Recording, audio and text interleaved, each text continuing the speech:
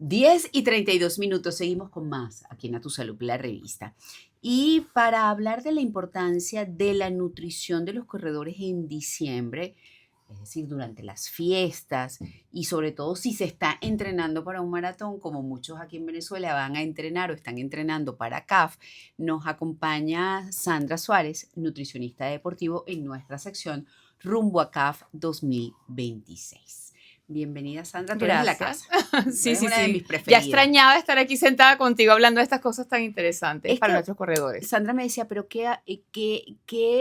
podemos tener como centro de la conversación? Y yo le decía, bueno, es que para mí es complicado en una época como esta donde hay pues muchas reuniones y donde ya pues tenemos tradiciones, pues mantener no solamente el ritmo de entrenamiento, sino el autocuidado que implica prepararse bien para un maratón en cuanto a la nutrición. Ujú.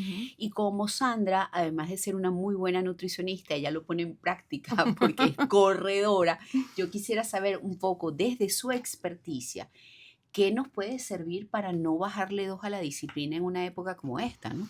Mira, yo creo que independientemente de la época que sea, cualquiera que se plantee un reto de un maratón en tiempo posterior a diciembre, va a mantener su rutina de entrenamiento. O sea, yo no creo que cambie la rutina, pueden cambiar las horas, puede cambiar el día, puede cambiar de alguna manera. Yo creo que esa es la recomendación, Exacto. básicamente. No perder la rutina de las horas de entrenamiento que tienes pautadas, aunque cambie el horario.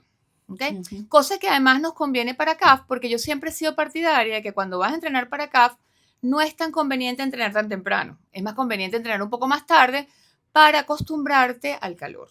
Por lo tanto, en diciembre, si nos acostamos un poco más tarde y nos levantamos un poco más tarde también, no está de más experimentar correr en horas donde ya está el sol, porque siempre es mejor correr por encima de lo esperado y no que te sorprendan las condiciones climatológicas. Eso por un lado.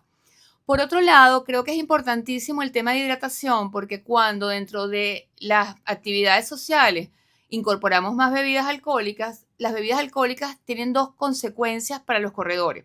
Una es hipoglicemia, que incluso puedes pararte medio atolondrado con poca energía, y lo segundo, te deshidrata. Entonces, cuando tengamos un entrenamiento de intensidad o un largo, yo no sugiero que haya bebidas alcohólicas el día anterior, precisamente porque puedes sentirte mal en el entrenamiento, puedes tener la frecuencia cardíaca alta por deshidratación, puedes no rendir lo suficiente y todo se debe a la consecuencia. Entonces, yo estructuraría mis entrenamientos de manera que los entrenamientos largos e intensos no vengan después de un evento social en que involucre alcohol. A ver, vamos con la comida, porque yo creo Ajá. que también que si comes muy, muy pesado Uh-huh. y con ciertas características, y lo digo por experiencia propia, también no te sientes en óptimas condiciones cuando pretendes hacer un largo, ¿no? Es correcto, fíjate, sobre todo, a diferencia de lo que la gente cree, cuando las dietas o la comida en la noche es muy alta en proteínas, sobre todo en carnes rojas, cerdos y grasas, la digestión es muy lenta y duermes muy mal. Entonces, es decir, si eres corredor y vas a correr al día siguiente, es preferible excederte más en carbohidratos que en proteínas y grasas, por dos razones.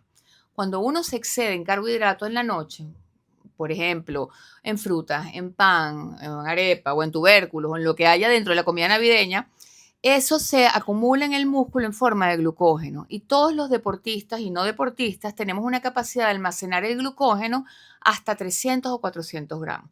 Si tú te excedes, por ejemplo, ese día en una torta o en el pan, porque fue un evento social, etcétera, esa cantidad de carbohidratos, antes que se acumule como grasa, hay un preempaque que es el glucógeno muscular. Entonces, al día siguiente, a pesar de que te excediste, ese combustible va a permitir que tu carrera del día siguiente sea más eficiente porque es como que si hubieras hecho una carga y el cuerpo no sabe si va para el maratón o no.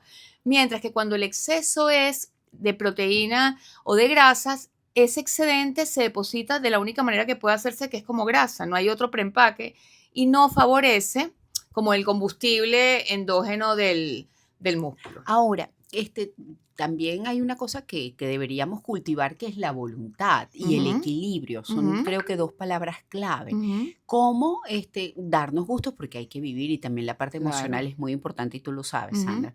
Y saber cómo equilibrar la transgresión con el autocuidado de esta época. Mira, yo creo que hay varias recomendaciones importantes. Yo siempre sugiero los micro retos del día.